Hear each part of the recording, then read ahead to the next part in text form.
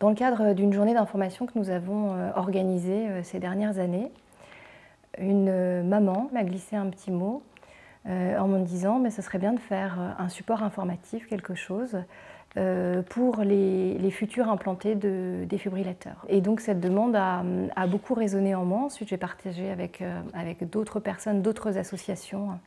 Et on s'est dit qu'il était certainement nécessaire de se mettre au travail et de lancer un projet dans ce sens. Quand j'ai eu accès au guide, eh bien, ça m'a vraiment rassurée parce qu'il y avait beaucoup de questions que je me posais. La machine à laver, les plaques à induction, etc., les portiques d'aéroport. J'ai su que j'étais pas seule puisqu'on en pose quand même 10 000 en France par an. C'est pareil, ça m'a rassurée. On se sent moins seul, on se sent moins différent. Le mieux, c'est de donner la brochure au moment où on discute avec le patient du défibrillateur pour qu'il puisse, il ou elle puisse s'informer, se familiariser avec les choses en vue du moment où la décision va être finalisée et l'implantation va se faire. Nous, quand on rédige effectivement un document, très facilement, la technique l'emporte sur la clarté des mots, et c'est très important d'avoir ce regard premier des patients eux-mêmes sur la façon dont,